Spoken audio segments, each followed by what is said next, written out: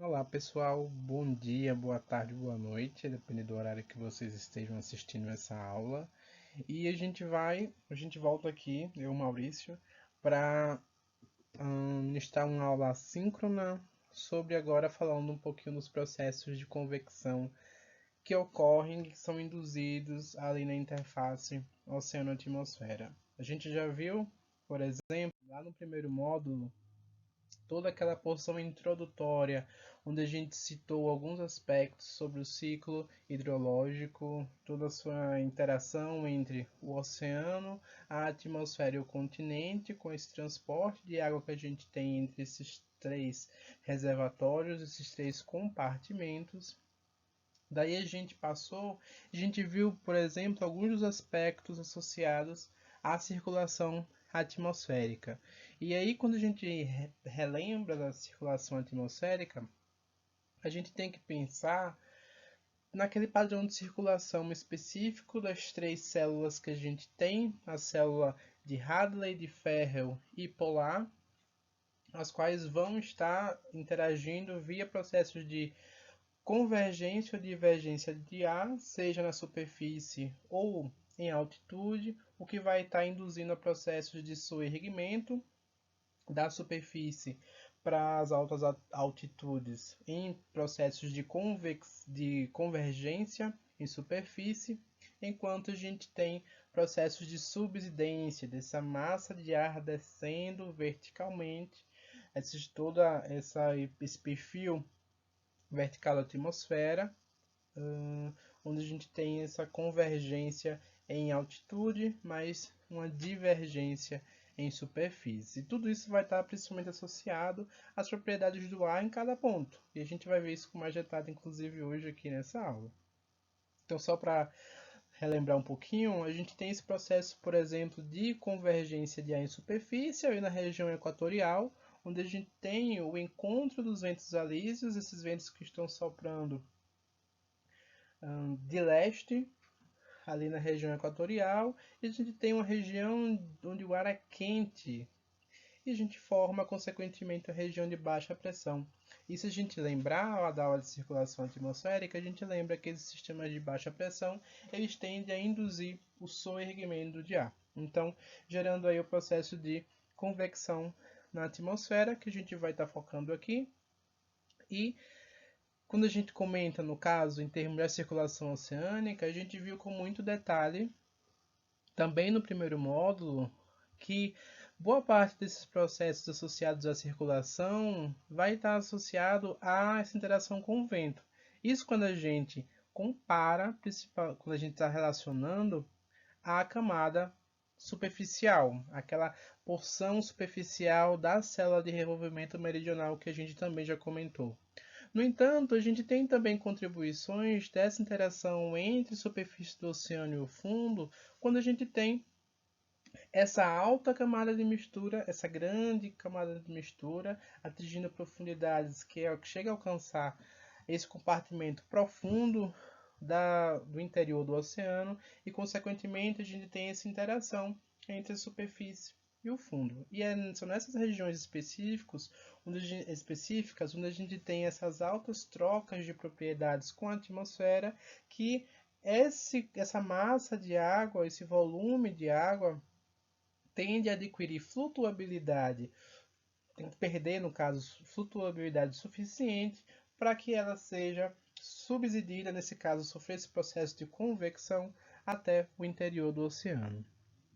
E aí a gente viu na última aula, pulando ali um pouquinho daquele segundo módulo, onde a gente viu os módulos de variabilidade climática, agora focando no que a gente viu na aula passada, a gente viu esses processos que estão interagindo ali na camada de mistura e seus consequentes impactos nos processos de subducção, que é um dos processos de ventilação oceânica, onde a gente tem essa massa de água, esse volume de água que estava em contato com a superfície, consequentemente interagindo com o vento, logo homogeneizada, e quando a gente tem essa variação da camada de mistura entre o inverno e o verão, a gente perde parte da profundidade da espessura dessa camada de mistura, ela se torna mais rasa no verão, e assim a gente tende a formar esses processos de subducção. O que, se a gente for lembrar, a gente tem principalmente a formação de dois tipos de massa de água, que são as águas centrais e as águas intermediárias.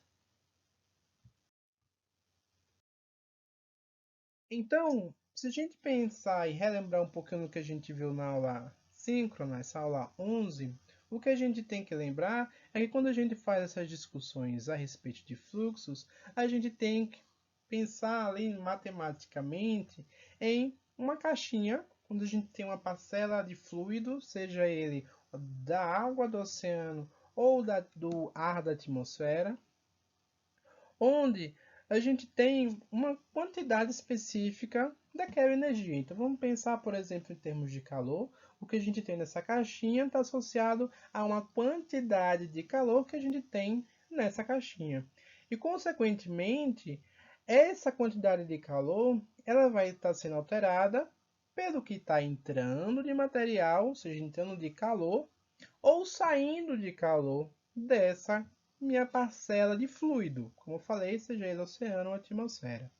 Então, é basicamente por essas relações de fluxos, pensando no quanto que está entrando, no quanto que está saindo e quanto que eu tinha nesse reservatório, antes de considerar esse aporte, essa retirada essa propriedade, no caso do calor, como a gente considerou aqui como exemplo, é o que a gente tem o balanço, tá?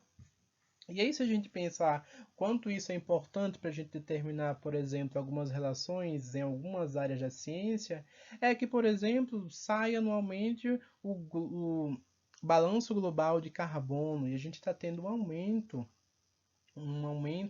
na, nessa concentração de carbono no planeta. Ou seja, nesse balanço, o que deveria dar zero não está dando zero. Então a gente consegue determinar questões em termos de impactos antropogênicos, por exemplo, não só no carbono, mas também no calor, que é o caso que a gente consegue ver, por exemplo, nos relatórios de IPCC. Tendo essa visão do que são esses fluxos em relação a essas discussões sobre balanço, então vamos passar agora para entender para revisar e entender alguns desses fluxos nesses dois reservatórios, tá? Se a gente pensar, por exemplo, em fluxos de propriedade, sejam eles de água, sal ou mesmo de calor, a gente tem que pensar que eles são responsáveis pelas alterações físicas do que está acontecendo ali no oceano, tá? E existem três vias principais que são capazes de alterar fisicamente, em termos físicos, o oceano. E essas vias são a radiação, o processo de advecção, que vocês já viram falar muito nas disciplinas de dinâmica, e o de difusão, tá? Se a gente pensa, por exemplo, no processo de radiação, o que a gente tem, a gente está se referindo ao movimento de ondas eletromagnéticas, sejam elas a luz ou o calor. Pensando de uma forma geral, o que a gente tem de contribuição de maior fonte de onda eletromagnética aqui para o planeta Terra, a gente tem o Sol. E esse tipo de contribuição é o que a gente chama de onda curta. Pensando em termos, por exemplo, impacto do que a gente tem no oceano, é justamente essa captação de onda curta advinda lá do Sol que tende a caracterizar aquela zona que a gente chama de zona eufótica do oceano, ou seja, aquela zona, aqueles aproximadamente 100 metros de profundidade abaixo da superfície, onde a luz é capaz de alcançar. Tá? Claro que isso varia se a gente está em oceano aberto, a gente tem menos partículas ali na superfície, a gente tem uma maior camada fótica. Do contrário, se a gente está, por exemplo, numa zona de plataforma, a gente tem mais partículas em suspensão. Quem já teve a oportunidade de embarcar, por exemplo, em oceano aberto, consegue ter essa dimensão palpável de quão diferente é pela cor, digamos, um azul oligotrófico lá em oceano aberto e aquele verdezinho ali mais próximo ao ambiente de plataforma, tá? Então, se a gente pensar, essa radiação de onda curta, ela é principalmente é contribuinte não só pela determinação ali da zona eufótica, mas também pela quantidade de calor que a gente tem na superfície. Por isso que a gente tem todo esse processo de aquecimento dessa zona superficial do oceano, o que vai estar principalmente impactando, se a gente pensar, por exemplo, no perfil de distribuição vertical da temperatura, é ali, pensando na região equatorial, por exemplo, onde a gente tem essa maior quantidade de calor em termos verticais no oceano. Uma vez que esse oceano, por exemplo, captou essa radiação de onda longa, ele também é capaz de emitir radiação, que é o que a gente consegue identificar por satélite, sinal de satélite, na banda do infravermelho, que é o que a gente chama dessa radiação de onda longa. Ou seja, recebe onda curta, mas emite onda longa, tá? E quando a gente compara, por exemplo, nesses processos que a gente tem referente a esse aquecimento, a gente tem, por exemplo, a associação que a gente tem em termos de evaporação, que ocorre nessa camada de superfície e vai estar, por exemplo, contribuindo aqui para a precipitação. Uma segunda via de alteração física do oceano é o que a gente chama de processo de advecção, que é praticamente a transferência lateral que a gente tem de uma propriedade, seja ela calor, seja ela sal, seja ela qualquer concentração de uma propriedade específica, seja ela química ou então uma propriedade física do oceano, da atmosfera. E é muito interessante a gente observar que quando esse processo de advecção ocorre na vertical, é o que a gente chama de convecção, que é o que a gente vai ver com mais detalhes daqui a pouquinho, tá? Só para a gente observar que ele se trata de um processo advectivo, mas em termos de terminologia, a gente caracteriza esse movimento vertical como um processo de convecção. Um conceito, por exemplo, que é muito associado a essa discussão sobre a advecção é o de velocidade. Então, se a gente pensar em termos que o processo de advecção está transportando uma propriedade ali no oceano, seja ela calor, sal, concentração de nitrato, por exemplo, ou de tório, por exemplo, essas velocidades vão estar justamente indicando quanto e qual a taxa de transferência que a gente tem entre duas regiões do oceano, seja pensando nessa componente horizontal ou seja ela na componente vertical, quando a gente introduz de novo com essa relação associada ao processo convectivo. E daí a gente também entra no cálculo, por exemplo, quando a gente considera áreas ou então um volume específico, associando os fluxos ou o transporte de propriedades, que são coisas que a gente vê quando abordamos temáticas como, por exemplo, transferência de calor ou de água ou sal no oceano. Já o terceiro processo é o que a gente chama de difusão. Uma coisa importante que a gente tem que ter em mente é que, comparado com a radiação e a advecção, a área de atuação do processo difusivo é muito menor. Tá? Então, bora pensar, por exemplo, quando a gente associa discussões, por exemplo, pensando nessa interação entre o oceano e a atmosfera, onde o oceano considera um exemplo aqui hipotético, onde a atmosfera tem, por exemplo, a concentração maior de dióxido de carbono, enquanto o oceano tem uma menor, uma comparativa em relação à outra, a gente tende a ter o transporte via difusão desse dióxido de carbono da atmosfera para o oceano. Então, essa associação em termos de transferência que a gente tem em interfaces, ela vai estar associada ao que a gente vê lá da química da lei de Fick, que é uma relação associada ao gradiente de concentração. Ou seja, que esse fluxo ele tende a ser maior quanto maior for esse gradiente de concentração. Em outras palavras, o fluxo vai ser maior quanto maior for essa diferença entre dois compartimentos de uma certa propriedade, tá? Então, maior o gradiente, maior o fluxo. E é muito importante a gente ter em mente que essas vias de alteração física do oceano, eles tendem a promover o movimento desses compartimentos entre o oceano e a atmosfera. Então, chegando agora no primeiro dos fluxos que a gente vai rever, como a gente já viu, todo o balanço de energia lá na segunda aula da disciplina, a gente vai estar aqui só relembrando alguns tópicos e exemplificando também no oceano, tá? Então, seja quando a gente associa calor, a gente já está pensando diretamente ali na temperatura, tá? E se a gente pensar na interface oceano-atmosfera, esses dois ambientes, esses dois reservatórios, eles vão estar também trocando propriedades. E calor é uma das propriedades que eles tendem a trocar. Por isso que a gente tende a ter essa alta interação do oceano-atmosfera. E relembrando, uma coisa que eu tinha comentado antes é que essa interação oceano-atmosfera, a gente também, alguns autores comentam que os dois funcionam como um espelho, o que está acontecendo em um tende a refletir no outro, justamente por essa troca de propriedades. Lembrando que a atmosfera é mais dinâmica, então a resposta dela tende a ser mais rápida comparada com o oceano, pensando aí em termos de fluido associado a esses dois reservatórios. Então, considerando essa discussão associada a pensar, quando a gente pensa em calor, a gente já pensa em temperatura.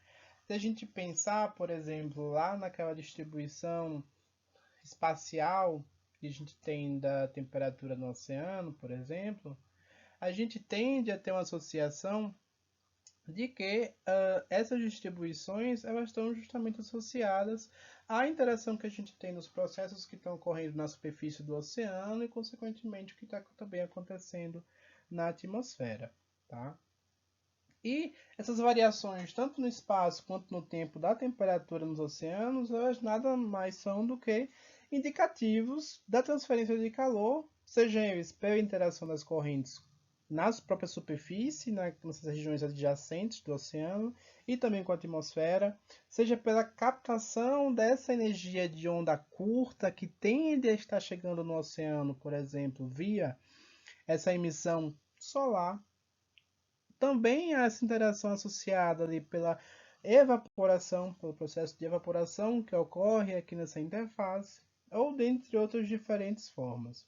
E é isso, quando a gente pensa em calor, a gente tem que lembrar e ter isso em mente que eles dependem de taxas líquidas de fluxo, ou seja, se a gente lembrar daquela caixinha que eu mostrei no slide anterior, a gente tem uma parcela de fluido e essa parcela vai, a concentração daquela propriedade vai estar sendo determinada pelo que entra e pelo que sai daquela caixinha.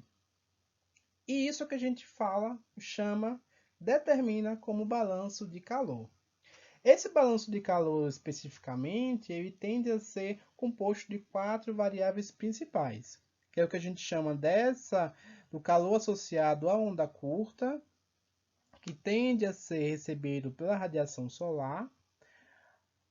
A gente tem o segundo termo associado a essa onda longa, que é emitido pelo oceano, ou seja, captou onda curta, emitiu onda longa.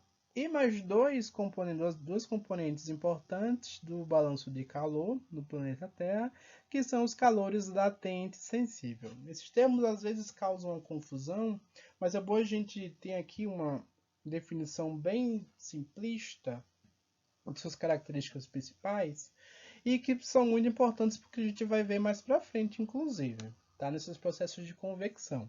Então, se a gente pensar no calor latente, a gente está se referindo àquele tipo de calor específico que vai estar direcionando aquela energia para a mudança de fase. Ou seja, sair, por exemplo, de uma fase sólida, de gelo, para água líquida. Ou seja, todo aquele calor que está associado àquela temperatura, por exemplo, de 0 graus Celsius que a gente tem nessa transição de fase, o calor latente vai estar direcionado nesse processo específico, naquela temperatura específica. Tá? Então essa energia está sendo direcionada para mudar a fase daquele fluido. No caso, pensando aqui no exemplo da água. Já quando a gente se refere ao calor sensível, ele está especificamente direcionado para mudanças de temperatura. Ou seja, se eu tenho um bloquinho de gelo na minha geladeira que está a menos 4 graus Celsius, eu tirar ele ali da geladeira e colocar numa mesa, todo o calor que está sendo direcionado para aquele cubinho de gelo vai ser para a mudança de temperatura. De início é isso, para ele chegar no 0 graus Celsius e então mudar de fase. Ou seja, todo o calor que foi obtido por aquele cubinho de gelo entre os -4 graus Celsius até atingir a sua temperatura de mudança de fase está associado ao calor sensível. No entanto, toda a energia que está sendo utilizada para mudar a fase daquele do meu bloquinho de gelo, ele é o calor latente, tá? Então, se a gente pensar no balanço associado a essa energia, essa radiação de onda curta, de onda longa e os fluxos de calor latente sensível que a gente tem de balanço de calor no sistema Terra. Ah, Maurício, mas será que existe algum tipo de processo que tende a alterar, por exemplo, esse balanço de calor? Sim. Por exemplo, se a gente lembrar lá na segunda aula, tem, por exemplo, o albedo, a cobertura de nuvens, ou então mesmo o raio de incidência solar na superfície, que isso vai estar variando esse balanço de calor ao longo do ano, por exemplo. E se a gente pensar naquele exemplo da caixinha que a gente tinha, da parcela de fluido, processo de entrada e de saída, por exemplo, a advecção tem um papel muito importante nesse balanço, porque ele tende a atuar como um fluxo que pode estar adicionando ou retirando calor de uma região específica na vida do oceano. É muito importante a gente ter em mente, principalmente, que esses fluxos de calor são um mecanismo primário pelo qual a gente tem essa interação entre o oceano e a atmosfera. E se a gente for observar, por exemplo, o fluxo de calor médio líquido, médio, no oceano global, a gente pode observar, por exemplo, que esses fluxos associados aqui, essa componente positiva, são associados a esse ganho de calor pelo oceano, enquanto os valores negativos são associados à perda de calor ali pelo oceano. Tendo isso em mente, o que a gente pode observar é que nas regiões de ressurgência equatorial, onde a gente tem essa água mais fria ali ressurgindo, consequentemente encontrando uma atmosfera mais quente, a gente tende a ter uma transferência da atmosfera para o oceano de calor, tá? Do contrário, se a gente lembra lá do papel das correntes de contorno oeste associado no transporte de calor das baixas latitudes para as altas latitudes, a gente tende a, no deslocamento dessa parcela de água, essa água em superfície com características mais quentes, claro, advindas do Equador, vão estar encontrando a atmosfera mais fria. Consequentemente, a gente vai ter uma perda de calor do oceano para a atmosfera. E é justamente isso que tende a promover essa distribuição de temperatura que a gente tem no planeta. Então, pensando como uma resposta daqueles fluxos de calor, a gente tende então a estar entrando aqui nas discussões associadas aos fluxos de água entre o oceano e a atmosfera. Claro, se a gente pensa em fluxo de calor, como eu falei, a gente está pensando em temperatura e, consequentemente, vem em nossa cabeça logo esse processo de evaporação. Tá? E esse balanço de água especificamente é dado por uma relação onde vai comparar, no caso, a taxa de evaporação na região e a sua taxa de precipitação. Tá? Consequentemente, se a gente pensar que uma região vai estar evaporando, vai estar perdendo água para a atmosfera, a gente vai estar aumentando a concentração de sais por parcela de água, consequentemente impactando a salinidade. Do contrário, a precipitação está diluindo essa concentração de sais na superfície do oceano, o que então a gente tende a ver que esses fluxos de água, como resposta dos fluxos de calor, vão estar impactando, por exemplo, a propriedade da salinidade na superfície oceânica. Então, se a gente pensar, por exemplo, nessa distribuição média de evaporação na superfície do oceano, a gente consegue observar que, principalmente ali nas regiões dos giros subtropicais, que são o que a gente chama de desertos em oceano aberto, sejam eles tanto no Atlântico, quanto no Pacífico, quanto no giro subtropical ali associado à região do Oceano Índico, que a gente sabe que ele não consegue atingir, não tem grandes contribuições no hemisfério norte, essas altas temperaturas vão estar favorecendo principalmente essa maior troca de água entre o oceano e a atmosfera.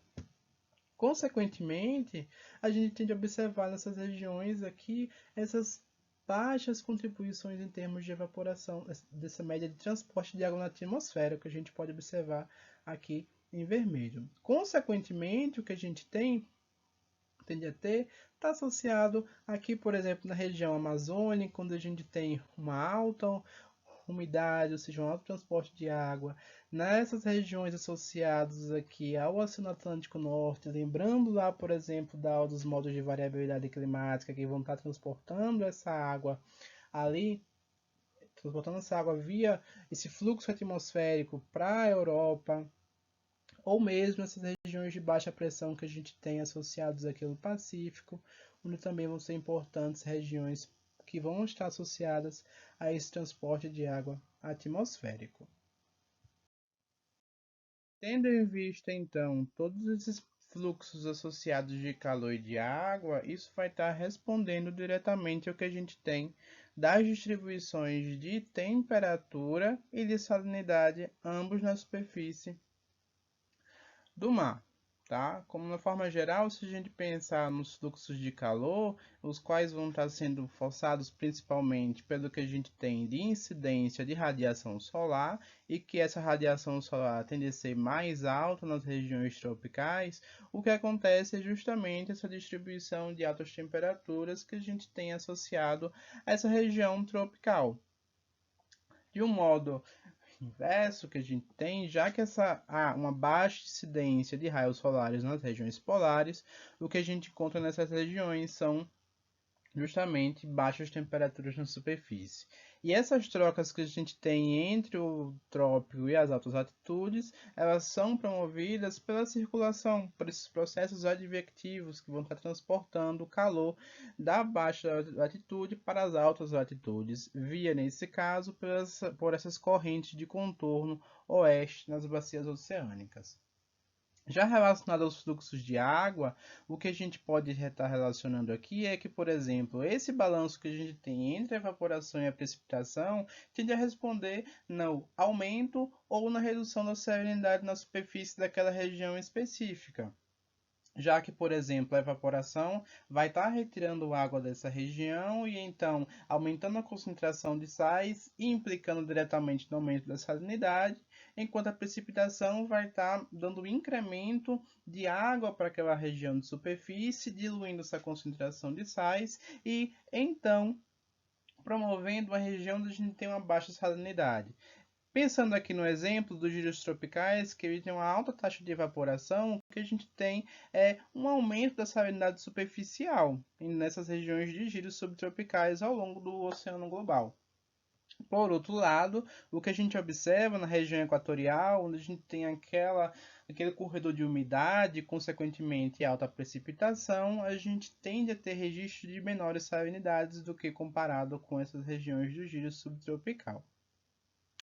Tendo em vista essa mini revisão associada a esses fluxos que vão ser importantes para a gente entender alguns processos aqui na aula, a gente vai passar agora para o foco dessa aula, que é uma aula curta, vocês verem que tem poucos slides associados a essa discussão, onde a gente vai estar abordando os processos de convecção atmosférica, onde a gente vai estar abordando seus processos direcionadores nas etapas de como a gente tem esse desenvolvimento dessa convecção atmosférica, incluindo, a gente vai ver, no caso, esse exemplo de formação de nuvens cumulonimbus, que são uma das associações de nuvens de tempestade, que são respostas justamente desse processo de convecção atmosférica. Do contrário, do outro lado, na verdade, a gente vai estar observando na segunda parte da aula os processos associados à convecção oceânica. Então a gente vai ver esses processos direcionadores e nesse caso a gente tem dois tipos específicos de convecção profunda no oceano, que eles são responsáveis, no caso, esses dois processos, por formar, por exemplo, essa água de fundo antártico e a água profunda do Atlântico Norte. São dois processos diferentes e a gente vai abordar todos os dois com muito cuidado daqui para frente. Eu comentei lá no início, para a gente relembrar um pouquinho as discussões associadas à circulação atmosférica, mas aqui tem um slide que a gente tem essa revisão bem mais clara associada a esse padrão característico de circulação atmosférica. Então, se a gente pensar em termos de padrão, nós temos 3 células principais em cada hemisfério, no caso, as quais vão estar promovendo essa circulação de ar. Iniciando aí do Equador para a região de aproximadamente 30 graus de latitude norte ou sul, a gente tem a célula de Hadley. Entre 30 e 60 graus de latitude, a gente tem a célula de ferro, e lá na região polar a gente tem as células polares. É justamente esses processos de convergência e divergência em superfície e em altitude que vão estar promovendo esses processos de transporte de propriedades, como a gente viu, por exemplo, de calor para altitude, ou de caracterização de um ambiente mais seco, como a gente tem, por exemplo, no giro subtropical, como resposta dessa convergência de ar seco e frio em altitude e seu transporte para a superfície, o que vai tornar, por exemplo, esses ambientes secos, que são os que eu falei considerados desertos no meio do oceano. Tá? Então, tem duas características muito importantes. Se a gente sair então agora dessa discussão de células e passar em termos de ventos, existem dois tipos de ventos característicos que são bem importantes para alguns pontos que a gente vai discutir hoje aqui, que são eles: os ventos alísios, que estão ali associados ao Equador, e os ventos de oeste, que a gente viu muito essas discussões quando a gente abordou a primeira aula dos modos de variabilidade climática. Tá? Dito isso, a gente vai iniciar essa discussão sobre esses aspectos da convecção pelo ambiente atmosférico. Tá? Então, se a gente pensar em termos de definição do que a gente tem do processo de convecção, a literatura associada aos processos convectivos atmosféricos, eles tendem a estar definindo esse processo como um movimento de fluido pela ação de um campo gravitacional devido a variações de densidade.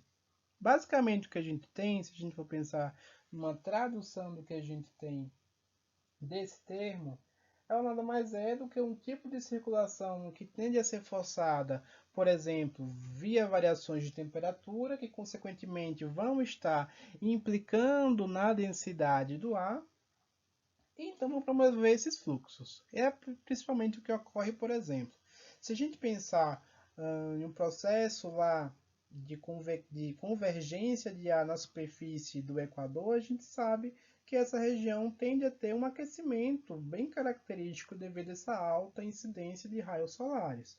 Consequentemente, esse calor que tende a ser absorvido pelo oceano, que vai estar emitindo para a atmosfera aquelas ondas longas, vão estar aquecendo a atmosfera em contato com o oceano. Consequentemente, as partículas de ar vão ficar muito mais agitadas e a densidade daquele ar vai diminuir. Consequentemente, a gente forma o que a gente chama de um sistema de baixa pressão. Já em altitude, a gente tende a ter o processo oposto, que é a formação de uma alta pressão.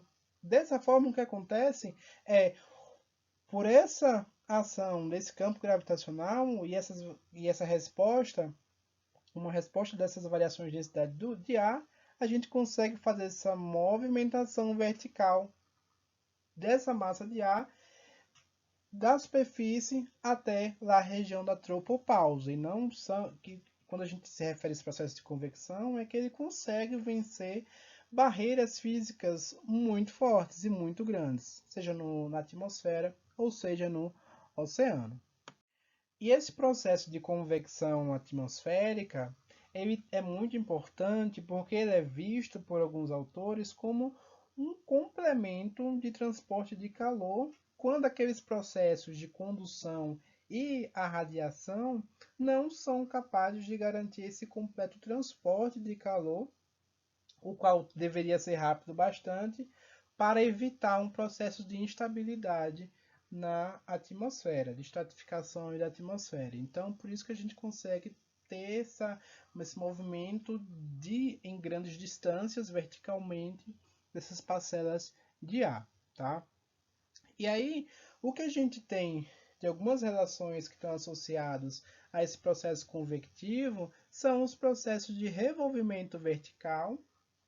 Se a gente lembra, esses processos de convecção tendem a estar associados com processos de subsidência de ar em outras regiões, sejam eles próximos dessa célula convectiva ou mais distantes, e também a processos de condensação. Esse processo de condensação, especificamente, ele é muito importante. A gente vai ver por quê num exemplozinho bem didático para entender esse processo de circulação atmosférica, tá?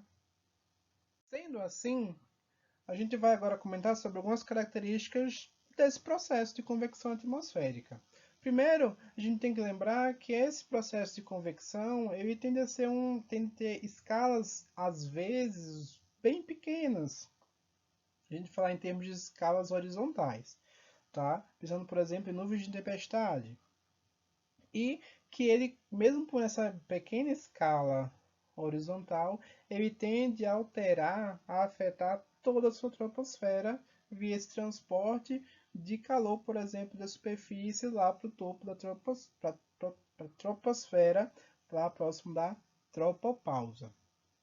Tá? O que vai garantir, no caso, tanto o transporte de propriedades como o transporte de massa, quanto de energia entre essas duas regiões.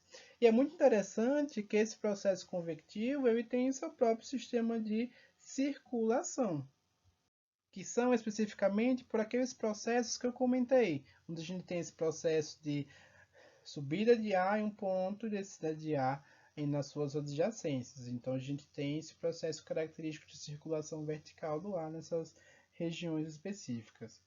E é muito interessante que esse processo de convecção ele tem uma escala, um tamanho, no caso, uma dimensão espacial grande o suficiente que a gente consegue identificar o olho nu. Por exemplo, se a gente tem a formação de uma tempestade, a gente consegue ver todo o processo de formação daquela nuvem tempestade, que é o que a gente chama de CB, ou cúmulo nimbus, por exemplo, e algo palpável em termos de visualização ao olho nu.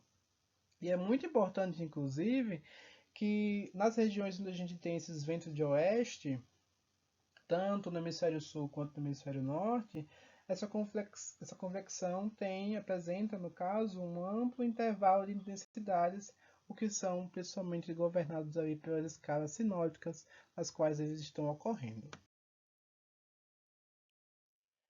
No caso, a gente tem especificamente três componentes que são responsáveis pela convecção atmosférica. O primeiro está associado à força de flutuabilidade, que tem origem ali na diferença de densidade entre duas parcelas de ar, ou seja, entre aquela parcela em desenvolvimento e o ambiente. Pensando no caso oceânico, onde a gente vê essas discussões sobre flutuabilidade, por exemplo, um volume de água que tem alta flutuabilidade tende a permanecer em superfície. No entanto, se ela perder flutuabilidade, ela tende a ganhar densidade. E, consequentemente, fica mais densa, mais, entre aspas, pesada, e assim afunda verticalmente na coluna de água. O mesmo vale aqui para a atmosfera. Tá? Assim, eu acho que não existe um outro mecanismo, um exemplo hipotético muito didático de apresentar essas relações de flutuabilidade, do que se a gente comparar, por exemplo, um balão. Tá? Então, vamos considerar aqui um ambiente onde a gente tem pressão constante dentro do balão e fora do balão, então vamos pensar somente em termos das variações de temperatura. Tá?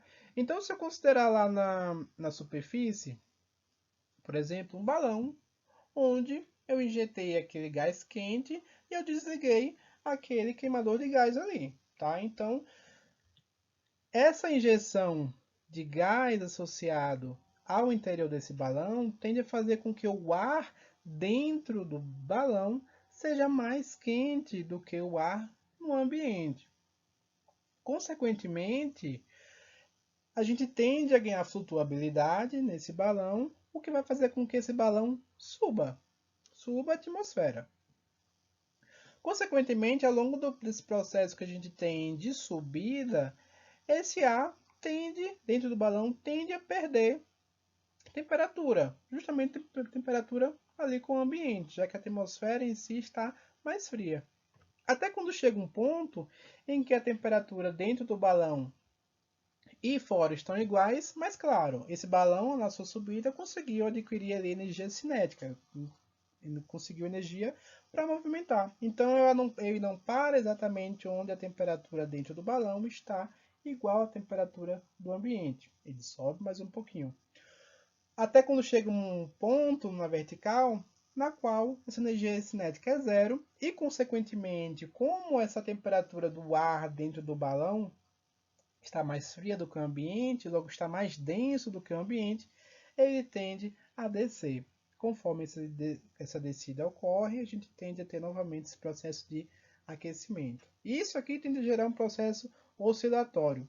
Qual seria o ponto do qual a gente teria essa saída desse movimento oscilatório de subida e descida associada a esse balão, esse processo de aquecimento na descida e resfriamento na subida devido a essa interação de temperatura entre o ar dentro do balão e o ambiente? Seria ligar o queimador de gás. Lembrando que todos esses exemplos aqui a gente só inseriu o queimador de gás aqui no tempo zero, digamos assim. Depois ele ficou oscilando através de trocas pelo ambiente. Só que esse balão conseguiria subir mais na atmosfera se a gente tivesse essa introdução do que a gente tem do queimador de gás, ou seja, a gente estivesse injetando mais ar quente aqui dentro desse balão. Consequentemente, fazendo essa analogia, o que a gente tem de processos atmosféricos, as nuvens de tempestade e zonas de convecção, elas são um balão. Então quer dizer que elas vão ficar subindo e descendo, oscilando na atmosfera? Teoricamente, sim. Só que a gente tem um ponto muito importante que funciona como esse queimador de gás, que é o processo de condensação de vapor de ar, que tende a injetar calor nessas nuvens e então fazer com que a gente tenha, por exemplo, quando a gente pensa em cúmulos nimbus, aquelas nuvens de tempestade, aquelas torres de desenvolvimento vertical, o qual está sendo uma resposta dos processos de condensação de vapor de água no interior daquele ar em ascendência. Já a segunda componente está associada aos processos de convergência, o qual é um componente que tende a ter uma relação com a topografia do relevo muito forte, o qual vai estar, por exemplo, redirecionando os fluxos de ar e, consequentemente, de umidade, por exemplo, em algumas regiões. Isso é muito característico para quem é de São Paulo, ou ao mesmo para quem chega de avião em São Paulo, de onde o avião passa ali, por exemplo, sai do oceano, cruza a Serra do Mar e chega na capital, onde se você tiver a sorte de passar um dia de avião por lá onde você consiga ver, por exemplo, essa nebulosidade que é barrada pela Serra do Mar, ali tende a ser esse efeito da topografia nos processos de convergência, esses deslocamentos de ar. É muito interessante, então fica aí uma tarefinha, entre aspas, para vocês fazerem quando vocês tiverem a oportunidade de viajar para São Paulo e prestar atenção nesse detalhe, que é muito interessante, tá? Então, se a gente pensar lá no caso da Serra do Mar, o que a gente tem é que no oceano tende a estar transportando para o continente essa massa de ar quente, consequentemente com umidade. Então, nesse processo de soerguimento aqui ao longo da Serra do Mar, ele vai estar promovendo, por exemplo, processos de precipitação. E, consequentemente, aqui em cima, quando chega no topo desse contorno topográfico, ele tende a ter uma baixa temperatura, uma temperatura menor do que no processo de subida. Claro, se a gente teve esse processo de precipitação, a gente teve condensação de vapor de água e, consequentemente, esse calor tende a ser perdido. Por isso que a gente tem, por exemplo, aqui nessas regiões, não só da Taubaté, como cito aqui nesse exemplo, mas também em São Paulo, esse clima mais seco que a gente tem, por exemplo, no inverno. Isso é uma resposta desse processo de convergência como um efeito topográfico, tá?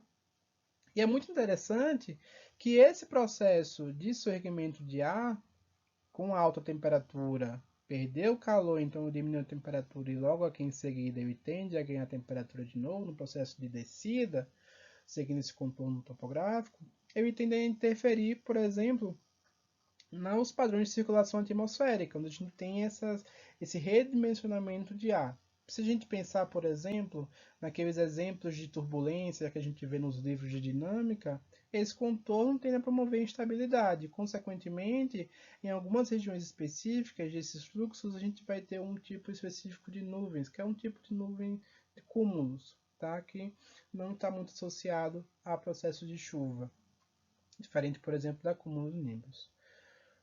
Isso, a gente tem também um outro exemplo muito característico, que é o que a gente tem desses sistemas frontais, tá? Que não está diretamente relacionado a uma topografia, mas esse contato que a gente tem entre uma massa de ar fria que está soerguendo essa massa de ar quente, tende também a agir como um contorno do qual o ar precisa estar se readequando para, no caso, ser soerguido por essa massa de ar mais densa aqui que está avançando. E uma característica muito importante que a gente tem que observar é que o desenvolvimento de nuvens não são tão intensos nessas regiões de convergência, esse componente da convecção atmosférica. Então, por exemplo, se a gente pensar em termos de sistemas frontais, são apenas nuvens de chuvas que não têm normalmente aquela característica de tempestades intensas. Já a terceira componente, ela é um velho conhecido nosso, uma velha conhecida nossa, que é o cisalamento vertical do vento, tá? E se a gente pensar, por exemplo, aqui no exemplo de uma torre, de uma nuvem cumulonimbus, uma nuvem de tempestade, o que a gente tende a ter é esse soerguimento de ar verticalmente da superfície, com suas características, por exemplo, com o calor, consequentemente com alta energia cinética, ou seja, esse ar está movimentando ali, tem energia suficiente para subir a atmosfera e com isso, junto com isso, levando esse vapor de água. O que o que é o responsável por a gente ter toda essa nebulosidade em forma de torre, quando a gente pensa, por exemplo, em tempestades, tá? E existem alguns fatores que devem coexistir para que esse cisalhamento vertical do vento seja suficiente para que a gente tenha esse processo de convecção atmosférica, que é a alta instabilidade da tempestade, ou seja, a gente precisa ter um ambiente instável, com variações de densidade de ar ao longo da componente vertical. A gente tende a ter precisa ter uma grande quantidade de vapor de água, que vai funcionar como aquele queimador de gás para o balão subir ainda mais, porque se não tiver esse queimador de gás, que é o vapor de água para condensar e então liberar energia para que essa parcela de ar tenha força para subir ainda mais a atmosfera, ele tende a gerar aqueles processos oscilatórios, então a gente não tem um desenvolvimento de uma nuvem de tempestade bem vigorosa, e a gente precisa ter lá na antropopausa esses jatos de ventos de altos níveis bem desenvolvidos. Então, vamos entender aqui agora como é que ocorre esse processo de desenvolvimento convectivo na atmosfera, o qual vai estar associado a 4 fases específicas. A primeira fase, que é chamada de termal ou térmica, alguns cientistas usam esse termo, aqui no Brasil eu já ouvi inclusive. O segundo é o primeiro desenvolvimento de nuvens cúmulos, que não são necessariamente aquelas nuvens de tempestade, mas que são precursoras dessas nuvens de tempestade, que está aqui caracterizado como CBs. A partir do desenvolvimento dessas nuvens precursoras, a gente tem o desenvolvimento daquela torre, ou seja, daquela distribuição vertical de nebulosidade que é característico de nuvens de tempestade, que vai estar associado, por exemplo, a pensando assim em termos práticos de oceano, que a gente tem, por exemplo, da ITCZ, a qual é uma região de alta pluviosidade e, consequentemente, a gente tende a ter essa alta concentração de cúmulos nimbus nessa região. Então, começando com essa termal, esse primeiro componente está associado principalmente pela flutuabilidade, que a gente viu que é o primeiro componente convectivo. E ele atua como o balão, só que sem aquele queimador de gás, no caso. Dessa forma, ele vai estar apenas associado ali às relações entre a densidade daquela parcela de ar e as suas vizinhanças e o ambiente. E é muito interessante a gente observar que essas termais elas tendem a estar associadas principalmente no amanhecer. É um exemplo de quando essas termais conseguem se desenvolver de forma bem vigorosa. Onde, por exemplo, se a gente pensar numa noite onde a gente tem pouca nebulosidade, a gente consegue logo no amanhecer captar alta energia na superfície, consequentemente criar uma massa de ar com alta flutuabilidade que consegue vencer aquela estratificação vertical. Consequentemente, a gente tende a ter esse soerguimento de ar que vai estar transportando junto consigo umidade, por exemplo, e calor. Como resposta, a gente tem esse processo sempre pensando na continuidade, né? No fator de continuidade lá da física, a gente tende a ter essa descendência de ar nessa região. Então, por exemplo, é muito importante a gente pensar que no oceano, o precursor em termos energéticos associados ao desenvolvimento dessas termais está associado à superfície quente do oceano. E essa energia da superfície que tende a ser transmitida para a atmosfera, ela vai estar associada naqueles dois tipos de fluxos de calor, o sensível e o latente, tá? Então é muito importante a gente observar essas relações, porque se a gente pensar, por exemplo, que se a energia daquela troca entre o oceano e a atmosfera específica ela é utilizada para alterar a temperatura daquele fluido, então a gente tende a ter uma troca de calor sensível. E se essa energia ela tende a ser utilizada para alterar a fase, a gente tende a ter aquele fluxo de calor latente. Então é muito importante a gente observar que dentro dessas trocas que a gente tem entre a superfície do oceano e a atmosfera, a gente tem que ter em nossa mente que essas termais elas são mais fortes quando há um fluxo de calor sensível muito forte naquela região. Então a gente tem que lembrar aqui que nesse caso, essas nuvens, essa termal está transportando o quê? Calor e vapor de umidade. Essa região específica, lembrem disso, funciona como aquele processo do balão sem o queimador de gás. Daí então, chega um ponto em que esse processo de flutuabilidade não consegue mais fazer sozinho com que esse fluxo de ar quente com umidade tenda a subir. E aí a gente precisa do queimador de gás, que funciona, no caso, com a condensação do vapor de água. É nessa região específica onde a gente tende a ter uma saturação do vapor de água nessa região, então ele começa a condensar. E essa condensação, especificamente, tende a promover com que haja uma liberação de calor para aquele ar. E essa liberação de calor vai fazer com que essa parcela de ar em ascendência ganhe mais flutuabilidade do que a parcela de ar do ambiente.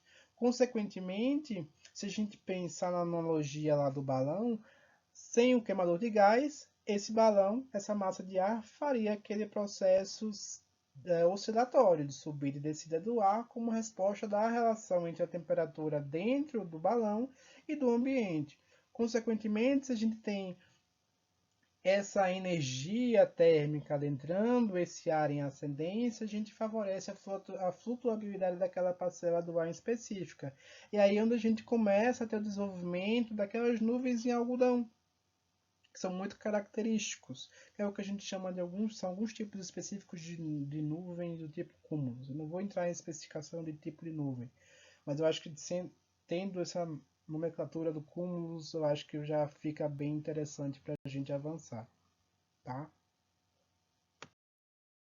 Então, quando a gente sai da segunda fase, onde a gente ligou aquele queimador de gás dentro do nosso balão, que nesse caso foi o processo de condensação nesse ar em ascensão na atmosfera, a gente chega na terceira fase, que é onde a gente tem esse queimador de gás com a capacidade máxima.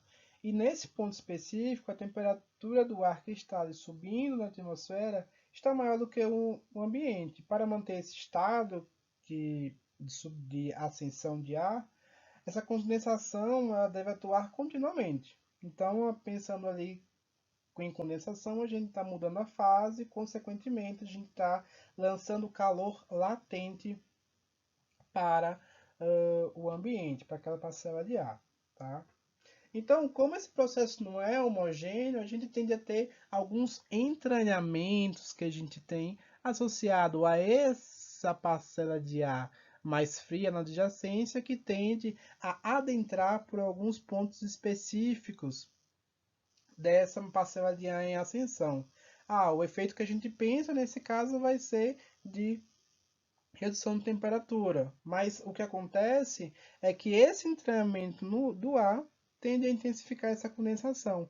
Então, dando aqui um overview geral, essa subida de ar com esse queimador no nível máximo de gás ali nesse balão, tende então a promover o desenvolvimento dessas torres bem características que a gente tem das nuvens de cúmulos nimbus, que é a quarta fase da convecção atmosférica.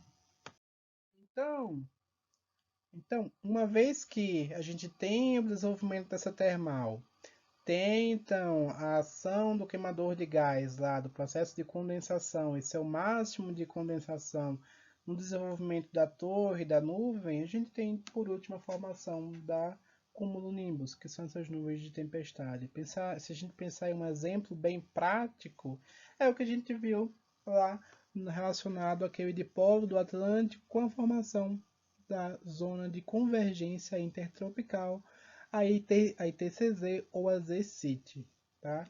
E nessa fase específica, nessa fase final da convecção atmosférica, aí o que a gente tem é o esgotamento da energia que promove o movimento dessa parcela. Consequentemente, com essa energia esgota, aquela parcela ascendente não tende a parar automaticamente, já que ela está em movimento. É como se a gente fosse, por exemplo, pensar num carro. O carro está seguindo, a gente aperta o freio e ele não vai parar automaticamente. Ele vai, então, seguir um pouquinho mais para cima, ou seja, a gente tem uma porção ali entre o ponto onde essa energia cinética se esgotou até o topo máximo da, da nuvem, onde a temperatura daquela região é mais baixa do que a temperatura do ambiente. Isso é uma característica muito peculiar das nuvens cumulonimbus, onde a gente tem praticamente todo esse desenvolvimento vertical com a temperatura maior do que a atmosfera adjacente, mas seu topo especificamente ela tende a ser mais frio. Isso aqui do lado, por exemplo, é um dos mecanismos que a gente consegue identificar todo esse processo de circulação e de convecção atmosférica, que é o que são chamados de diagramas termodinâmicos.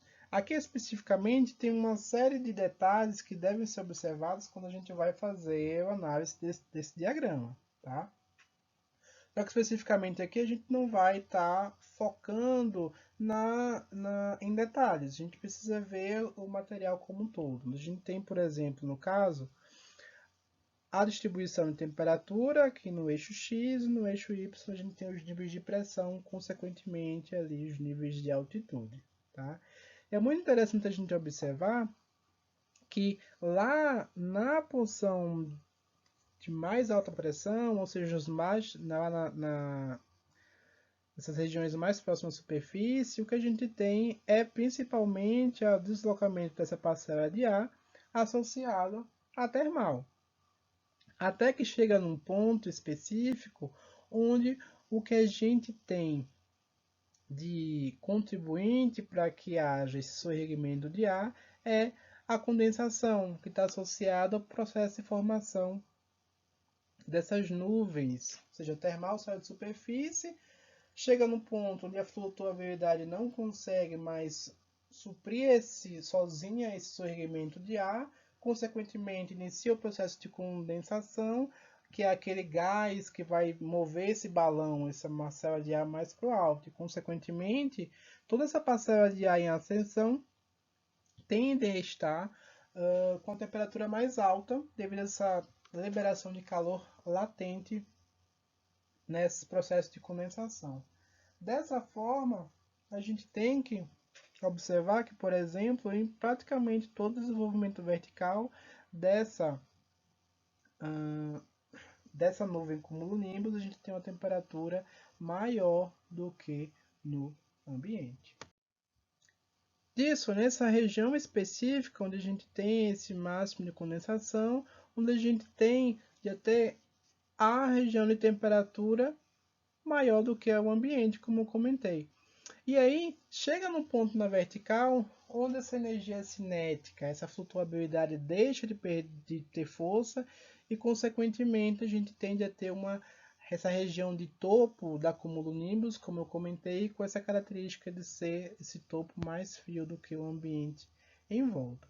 Então, esse é um resumo do que a gente tem de processo de convecção atmosférica, tá?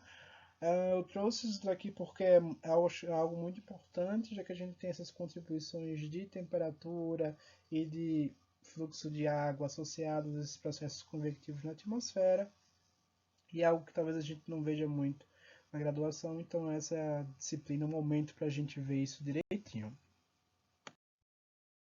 Saindo então da atmosfera e indo para o oceano, o que a gente também está se referindo nesse ponto específico são as trocas de propriedades que a gente tem entre o oceano e a atmosfera.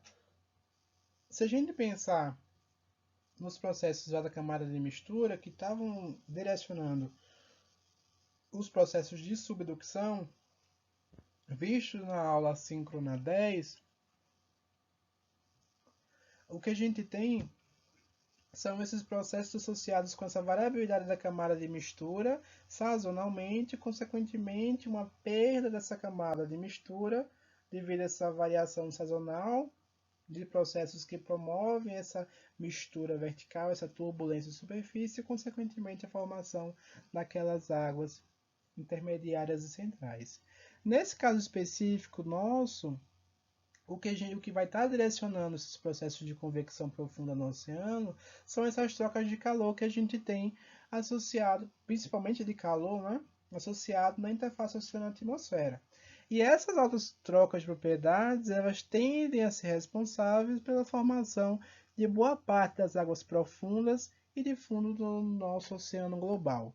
Por que eu falo da maioria? Porque existem algumas regiões específicas do oceano onde algumas águas profundas são formadas por uma mistura entre, entre duas linhas de densidade, que é o que a gente chama de mistura diapicnal, como ocorre, por exemplo, lá em parte da formação da água do oceano, da água profunda da região do Oceano Índico. Tá? Então a gente vai observar com muita calma essas relações desses dois tipos de processo. Então, se a gente pensar, lá na região equatorial é onde a gente tem aquela maior captação de calor via esse recebimento de energia de onda curta, emitida pela radiação solar, e que é redistribuído pelo fluxo superficial, principalmente quando a gente pensa em transporte para as altas latitudes, é o que a gente está associando aos fluxos aí das correntes de contorno oeste. Consequentemente, essa água mais quente advinda do Equador vai estar encontrando uma região atmosférica mais fria. Consequentemente, a gente tende a ter um fluxo de calor do oceano para a atmosfera. E aí é interessante que é justamente nessa região onde a gente tem essa perda de calor, onde a gente vai estar associando a um ganho de densidade suficiente para que essa parcela de água em superfície rompa toda uma estrutura vertical e assim consiga preencher principalmente a camada profunda ou de fundo, dependendo da região no qual vai ser formado, do oceano. Então, isso é muito importante se a gente pensar, por exemplo, nos papéis de transporte de calor em superfície e, consequentemente, seu redimensionamento ao longo de todo o perfil vertical no oceano global. E por que isso é importante? Porque esse processo dessas duas células de circulação superficial e profundo vão estar formando o que a gente chama da célula de revolvimento meridional, ou MOC do termo inglês.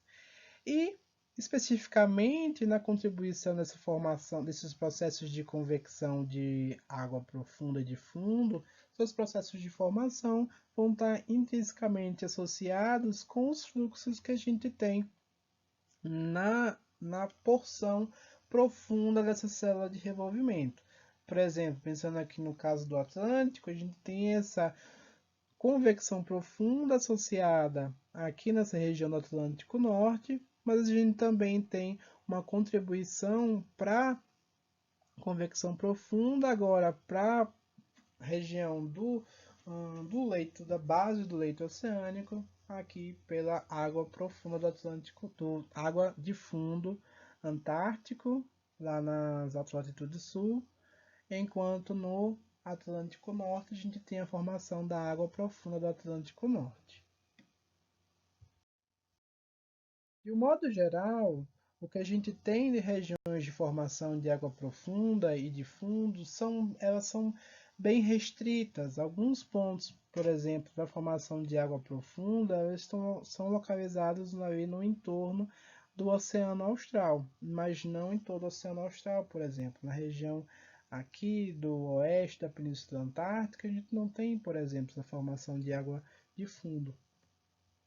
Já para a formação dessas águas profundas, a gente tem processos de convecção profunda, a gente tem lá nas regiões de altas altitudes do Atlântico Norte, principalmente aqui na região do Labrador, nesse sistema de interação de mares nórdicos e no Mar de Irmíndia, aqui próximo ao leste da Groenlândia, e também uma contribuição que advém aqui do Mar Mediterrâneo, que é muito importante, inclusive, já que a gente sabe que essa água que está extravasando aqui do Estreito de Gibraltar tende a ter uma salinidade alta e, consequentemente, contribuir com a salinidade alta característica da água profunda do Atlântico Norte. Até que fica até uma pergunta que vocês podem ter. Aí, por que é que não temos formação de água profunda aqui ou de fundo aqui no Pacífico Norte? Porque nas configurações geológicas que a gente tem atualmente, essa restrição que a gente tem aqui via esse contato Pacífico Norte Ártico, ela impede que haja trocas entre o oceano e a atmosfera, entre o oceano e a atmosfera muito grandes, como ocorre, por exemplo, no Atlântico Norte. E isso impede com que essa camada de superfície adquira uma densidade suficiente para então sofrer esse processo de convecção profunda. Então esse é o mecanismo que tende a estar bloqueando, impedindo com que haja formação de águas profundas ou de fundo aqui no Pacífico Norte. Então a gente vai começar a falar sobre o processo de convecção profunda via quebra de plataforma. A gente sabe que a gente tem o processo de convecção profunda via essa quebra de plataforma e também o oceano aberto. Cada um vai estar formando, no caso, a quebra de plataforma vai ser a principal contribuinte da formação da água de fundo antártica, enquanto essa convecção profunda em oceano aberto vai ser o principal contribuinte para a formação da água profunda do Atlântico Norte. Então, focando aqui nesse processo de convecção profunda via quebra de plataforma, que a gente já viu que é a principal contribuinte na formação da água de fundo antártica, a gente tem 5 processos que são fundamentais para a formação dessa massa de água, tá?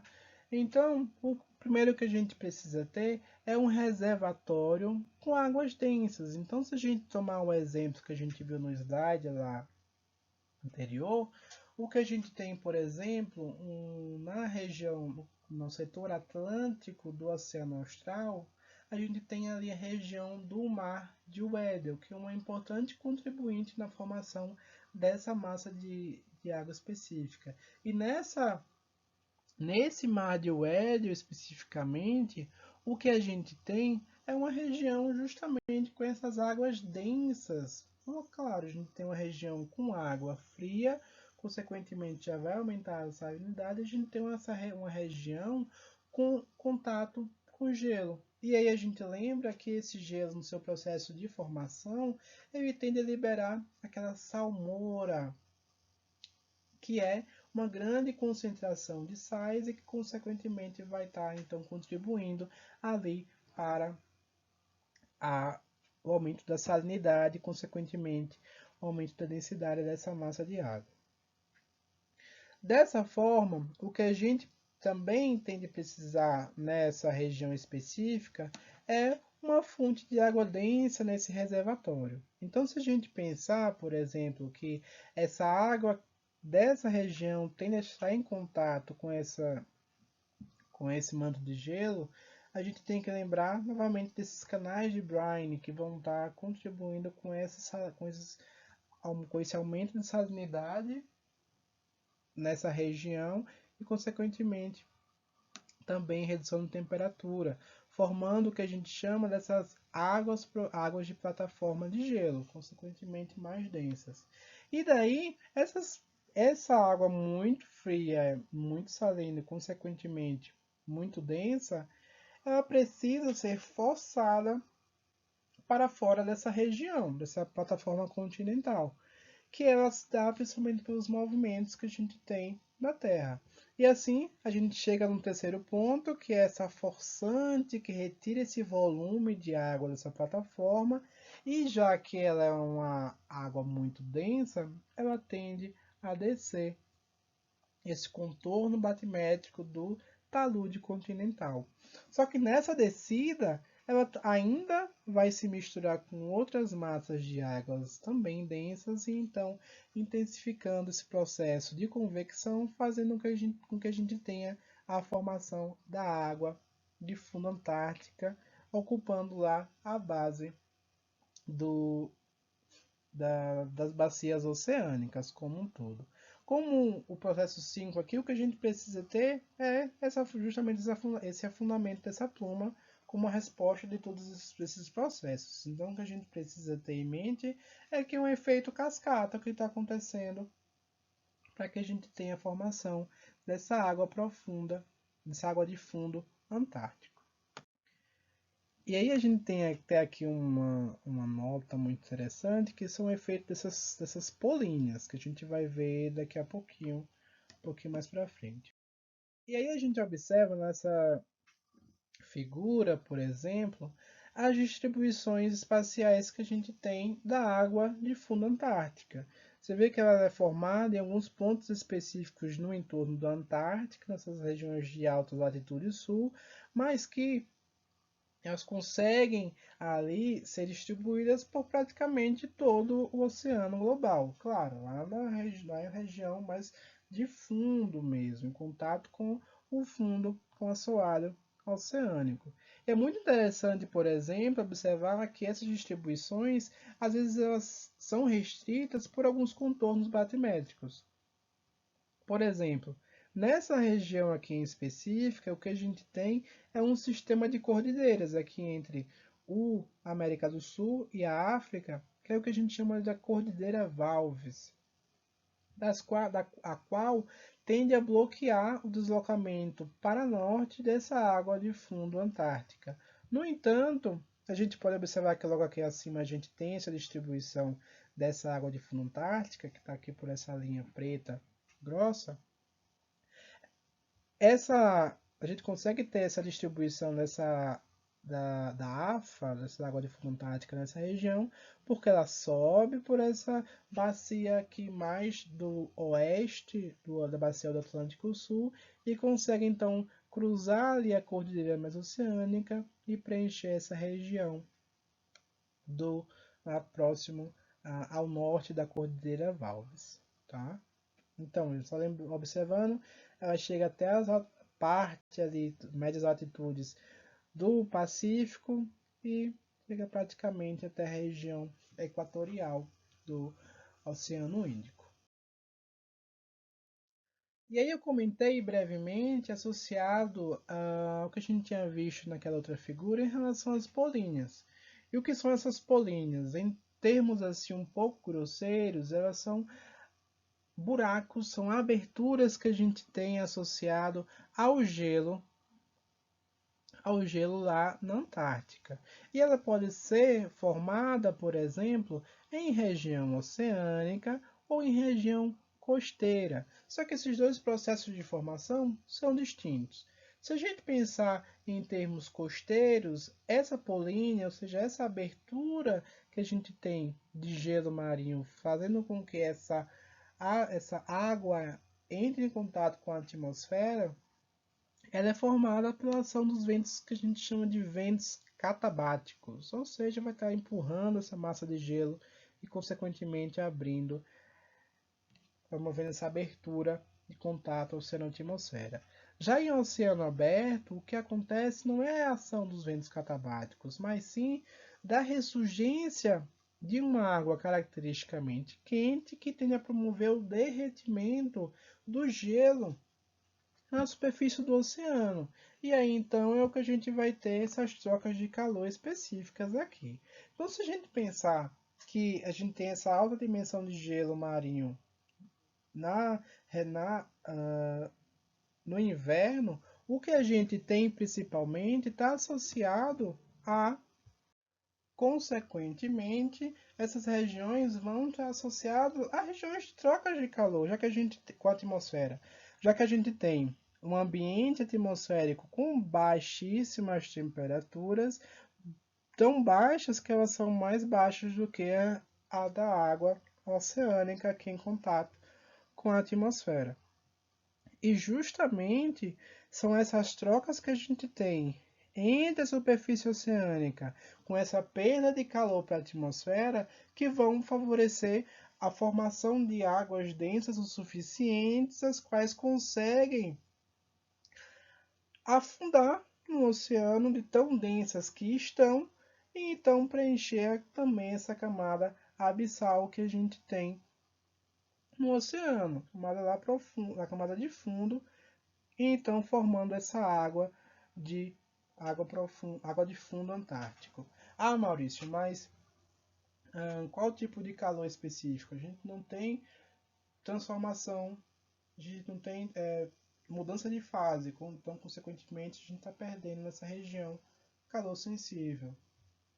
Então, é via essa perda de calor sensível que a gente tende a ter, via as políneas, essa contribuição para a água de fundo antártica. E é muito interessante de observar que, embora a gente tenha essas contribuições das políneas na formação de água de fundo antártico, a principal contribuinte é o processo de convecção profunda, de quebra de plataforma em termos de contribuinte de percentual de formação da água de fundo antártica. Dessa forma, saindo então do processo de convecção profunda de quebra de plataforma, a gente passa agora para o processo de convecção profunda em oceano aberto, que é característico da formação lá da água profunda do Atlântico Norte. Que essa massa de água específica, ela tende a ser formada pela contribuição da região lá do Mar do Labrador, essa região aqui específica, de algumas contribuintes, algumas águas fonte, que no caso da região dos mares nórdicos, e também mais ao sul um pouquinho, que é um contribuinte importante em termos de salinidade e consequentemente de densidade, que vem do mar Mediterrâneo. Novamente, junto com a água de fundo antártico, essa massa de água apresenta essa contribuição processual de revolvimento do componente profundo do que a gente chama da MOC. Tá? Então, como é que ocorre esse processo de formação? Desculpa. Diferentemente do que a gente tem lá da formação da convecção profunda via quebra de plataforma, o que a gente precisa aqui, nesse caso, a gente precisa no oceano aberto de uma desestabilização da estratificação vertical daquela região. E isso ocorre principalmente pela transferência de momento, ou seja, essa transferência de energia cinética que a gente tem da atmosfera para o oceano nessas regiões, especificamente aqui no Mar do Labrador, porque se a gente lembrar em termos de circulação atmosférica, essa região específica vai estar sobre o giro ciclônico da circulação atmosférica. Consequentemente, no hemisfério norte, o giro ciclônico tende a promover tende a ter um núcleo frio. E dessa forma, a gente tende a promover um soerguimento de isopicnais e então a gente promove essa desestabilização vertical necessária para a convecção.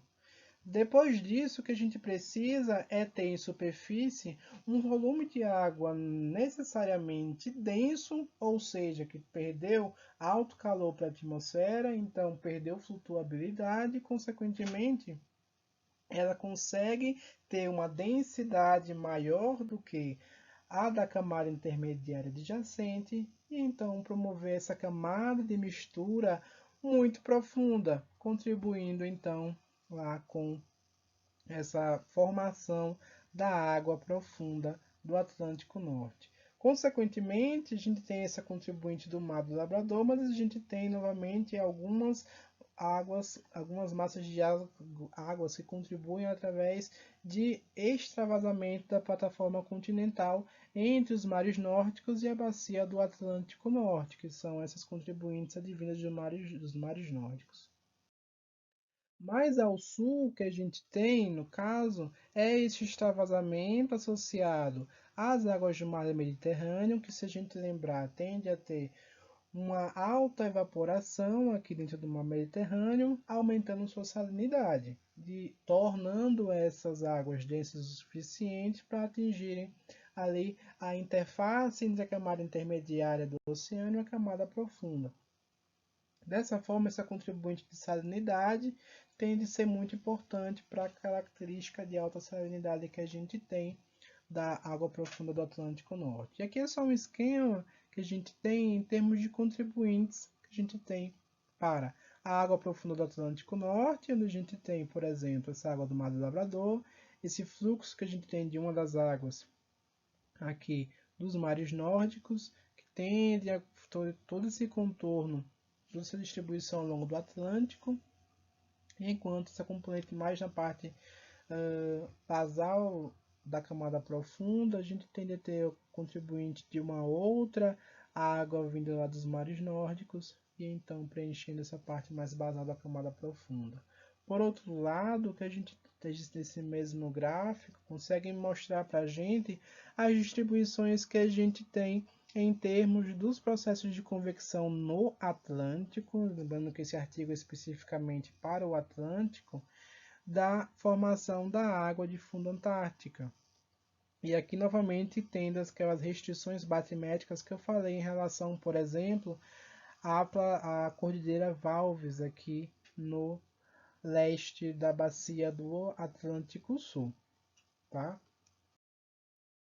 E assim, se a gente observar, por exemplo, as distribuições agora para a água profunda do Atlântico Norte, o que a gente consegue observar aqui traçado por essa linha tracejada é que ela consegue atingir uma região muito maior. Claro, porque se a gente tem uma massa de água que está no nível de profundidade mais acima do que, por exemplo, a água de fundo antártico, consequentemente, essa massa de água vai estar alcançando regiões com batimetrias menores, por exemplo, 2.000, 3.000 metros de profundidade.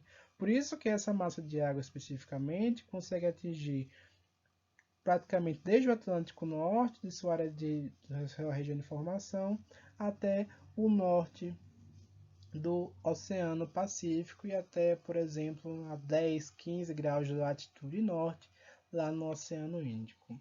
Vendo todas essas discussões sobre os processos de convecção, tanto atmosférica de oceânico, o que a gente precisa tomar nessa aula é que essas trocas entre o oceano e a atmosfera, sejam elas trocas de fluxos, via fluxos de calor, via fluxos de água, elas são muito importantes para alterar a física de processos.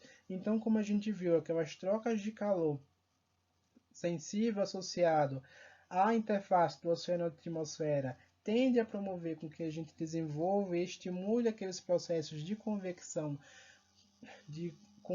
atmosférica, o que é, por exemplo, um precursor da formação na zona de convergência intertropical, o ITCZ ou AZCIT, que é o nosso corredor de umidade lá da região equatorial, que promove precipitação no norte e nordeste e também no norte do Brasil.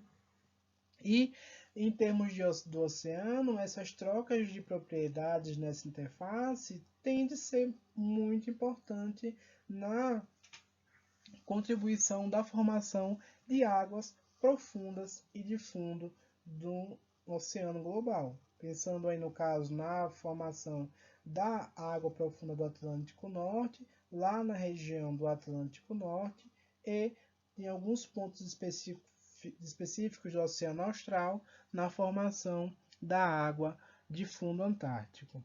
Dessa forma, a gente distribuiu basicamente em dois tipos de convecção. Foi a atmosférica, onde a gente viu aquele exemplo associado a esse processo convectivo na atmosfera, com esse transporte de umidade, o desenvolvimento daquelas nuvens de cumulonimbus, que são nuvens de tempestade, promovendo então a formação desses corredores de umidade, desse corredor de umidade que a gente tem na região equatorial. E em termos da convecção oceânica, a gente viu os dois tipos de processo específico na formação de águas profundas e de fundo, que é a convecção profunda de oceano aberto, que é a principal contribuinte lá da formação da água profunda do Atlântico Norte, enquanto a gente também viu um outro processo, que é o processo de convecção profunda via quebra de plataforma, que é a principal contribuinte na formação da água de fundo antártico. Dessa forma a gente termina essa aula, então eu agradeço a atenção de todos vocês. Qualquer dúvida pode mandar e-mail via o e-mail que está lá na capa do slide, que eu responderei com toda a atenção do mundo para vocês. Muito obrigado.